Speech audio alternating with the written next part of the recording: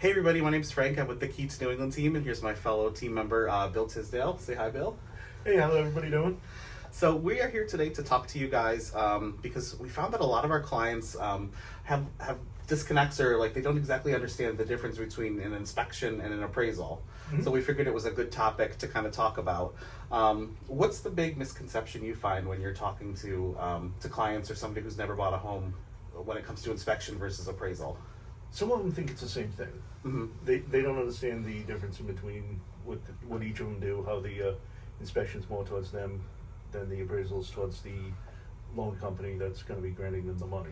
Yeah, I feel like both of them, the terms sound like they could be interchangeable. They both sound like, hey, we're checking out the house. Whereas you got to really understand appraisal. You want to bring that back to like a financial perspective, because the bank is appraising the house so that they feel like it's worth how much they're going to lend you. And then if it's not, that's when either renegotiation or possibly extra money being brought to the table in addition to the loan would have to happen.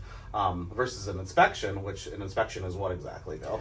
An inspection's when the home inspector will come in, he goes through everything in the house, he checks the wiring, the roofing, the water, make sure everything's up to par, Mm-hmm. and you're not going to have any issues with it or when you move in. And if there is issues, you know about it ahead of time, Mm-hmm. so that can help you negotiate your deal better with either getting the stuff repaired before you moved in, or maybe get a credit on the sale at the end, Mm-hmm.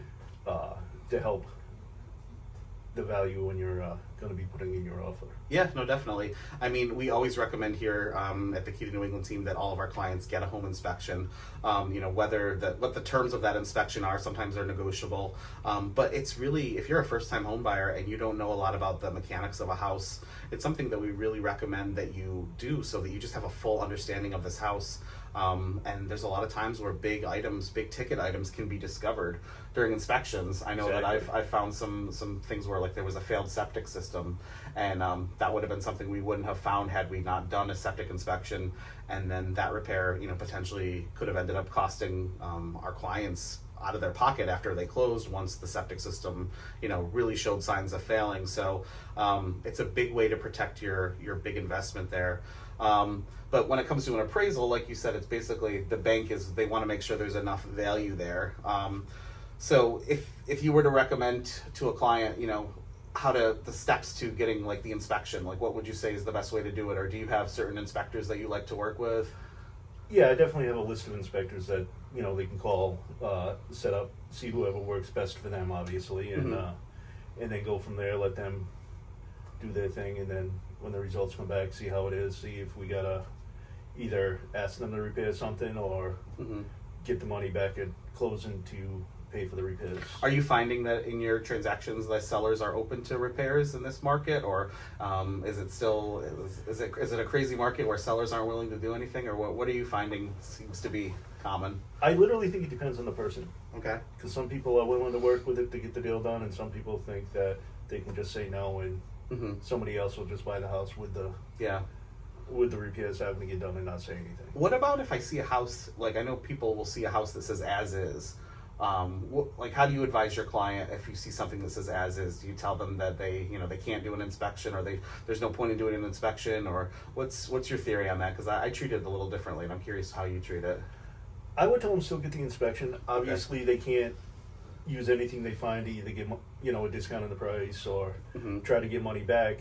But that way they'll know what they're getting and what they're spending their money on. Mm-hmm. That way they don't dump the money on the property and find out there's way too much Mm-hmm. to fix on it, and it wouldn't be worth it in the long run after you purchase the property. I agree. I think that as is commonly used when a lot of sellers don't want to have to anticipate any repairs, but sometimes there could be a massive repair that's found that's going to really have to be addressed no matter what to sell that property, more than likely. So if you happen to be under contract for a house and it is an as is, and you do still perform your inspection, and something really large is found, I found that agents and are willing to advise their clients that, hey, it's still in the best interest of the sale to probably move forward and try to take care of this repair, because they're going to run into that with anybody else if it's something major. Exactly.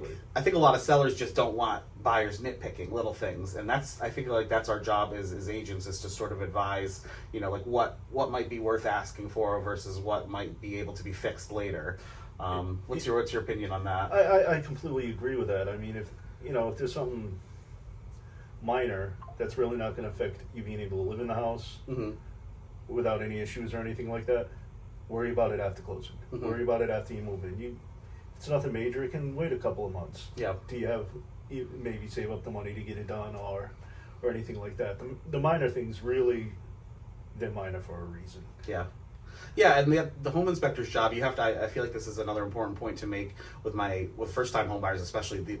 The job of the inspector is to point out everything. Exactly. The more detailed the report they give you, the better job they're doing, in my opinion. But that doesn't mean every single little thing needs to be addressed. A good home inspection company will, put categories, and you'll have a good understanding from that report of where the importance of each item falls, and how important it is that you take care of them in like what type of time frame. And I think those are the best types of home inspectors that we really like to work with, that provide a clear report with lots of pictures, and they cover the full, because there's more than just a home inspection.